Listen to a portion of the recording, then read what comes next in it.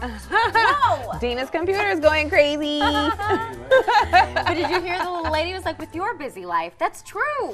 How do they know? Extraneous audio to begin extra shot. Rejoin us already in progress. Yep, it feels like a Monday. Yeah. Good morning. It's 8:15. It is your Wednesday. The beautiful Keneally Stradwick. Hi. Is here. And the not beautiful Walt Gray. And I was gonna say the handsome Walt Gray. Well, Walt, do you want to be called beautiful? Yeah. Sure, I would take that as a compliment. Do you want to be but beautiful? I, don't feel that you got to throw that my way. Okay, well. That's fine. Anyway, Walt boy, wants to be I'm beautiful. taking the show completely off the rails. we like to ease into it to give I'm sorry. our viewers a chance to join us. And now you can tell us if you think Walt's beautiful. We have a couple of different topics we're going to get to. I know you guys already talked about this while I was gone yesterday, but the CNN Trump video or Monday with the Twitter punching bag, the president punching what this user said was CNN's face, Vince McMahon. So yeah, so this was something that certainly went viral over the weekend, and now CNN is responding to the whole thing again. And now there is some backlash on CNN for blackmail. So here's what happened. The Reddit user who claimed that tweet, showed up and that was his, that was kind of altered, the sound was added, all these things, wrote a huge apology on Reddit. And in the apology, this user says that they feel like they never expected it to get this much notoriety. They're not advocating for media violence. They don't want people to think that they agree with being violent against the media. CNN has decided not to name this person. All we know is that the user is Han A. Hole Solo. And that's the person who has taken credit for the original video, which again does not include audio. So somebody put audio on it and somehow that got to the president. Long story short, now CNN blackmail has gone viral on different social media pages because people are claiming that CNN is withholding this person's name, but then they say in their article that if the user does anything in the future to offend the media group, then they do reserve the right to use the name because they do know who this person is. So basically what happens is they say CNN reserves the right to publish his identity should any of that change, and what needs to change is that he has agreed to not do anything else vicious against CNN. Yeah. So is it blackmail that CNN hasn't yet used his name and is holding it? I think they're just willing to overlook this whole thing and just go, look, dude, okay, fine. But if you're going to do stuff down the road, we're just putting you on notice. We may not be as forgiving the next time, which I think is fair warning. We did talk about this. Keneally promised we wouldn't bring this up again, and here we are again. Sorry. I found the whole thing to be humorous. I think that's from WrestleMania. It was years ago. It's Donald Trump beating on Vince McMahon. They just put the CNN. Of all the things going on in the world, this is a spoof. It's a parody. I found it to be funny. And I didn't take it seriously. There are other tweets that the president has been involved with, which people could find, problems with maybe. I just thought that this was hilarious. And it's just like, now let's, now you didn't think it was promoting violence against the media? I did not find that at all because it wasn't originally videotaped to be violence against the media. It was him live at WrestleMania with Vince McMahon. If he went out and this week produced a whole thing where he's beating on CNN and all that kind of stuff, I would think, wow, he actually created some content. But this is just somebody putting the CNN. I thought it was funny, and I knew it was from WrestleMania. Let me flip it a little bit. Okay. What if this were the same video, but instead of the CNN logo, it was an NYPD logo? And he was beating up a cop. Would we, as a collective, say this is promoting violence against police officers? Because whenever you throw a police officer in there, people get in their feelings. I would have to look at that with a different view. I can't say right now. I'd have to see what the video would be and what context and all that. But that's a good point. Yeah, that is a good point. And I think to that note, we know that there has been a huge backlash between the law enforcement community and a lot of other communities in this country, and there's this, back and forth between who's right and who's wrong in many of those instances.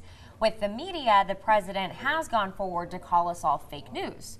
So it is not, in my opinion, as severe as what's going on with the community, with law enforcement, and all the other backlash that they have seen for whatever reasons. But to that same point, though, yeah, it is the media, and people are continuing to bash the media. When I tell people what I do for a living, they go, wow, it's a tough time to be in news, huh?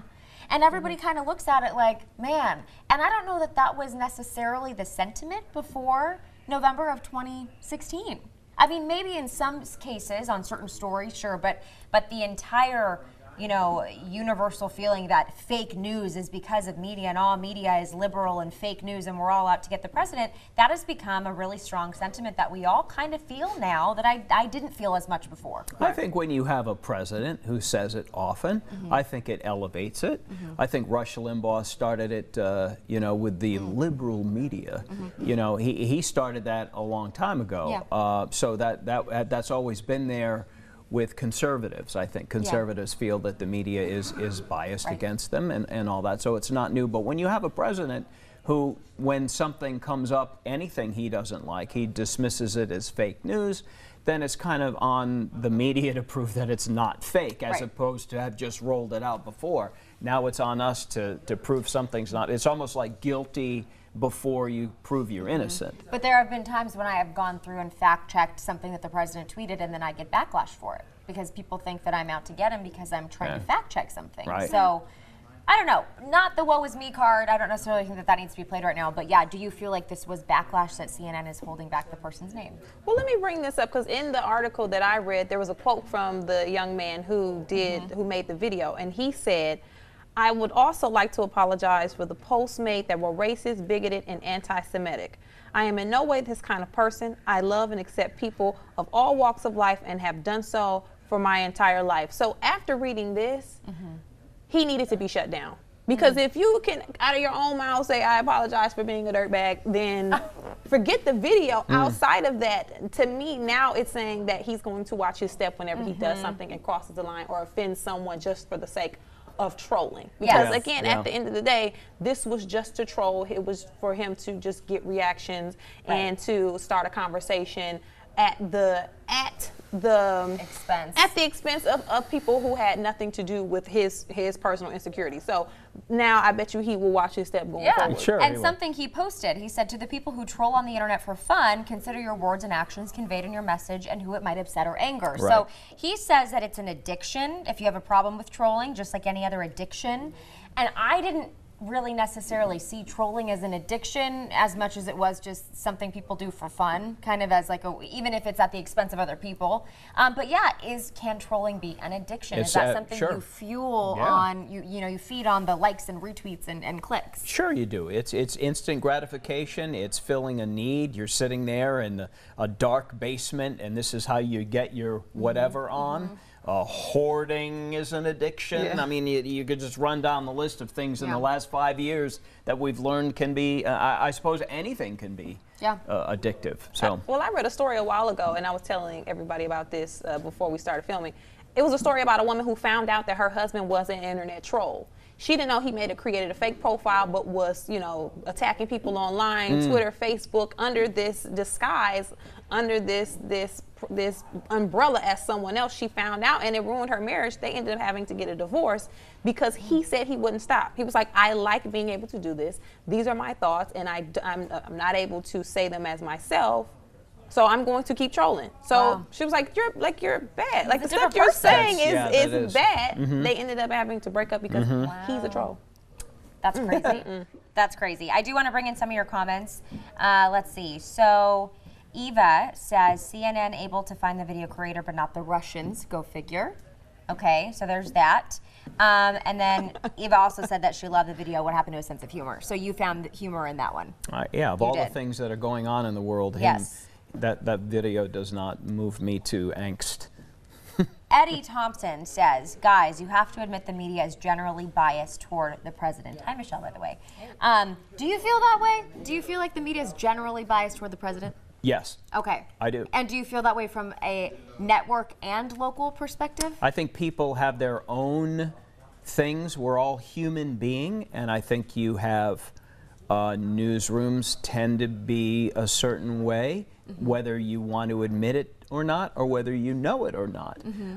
But I've been a reporter in enough meetings through the years to have a feel of the sense of what people are putting out, and that there's just a subliminal, Yeah. it's there. I think it's there. It's there. You know? All right.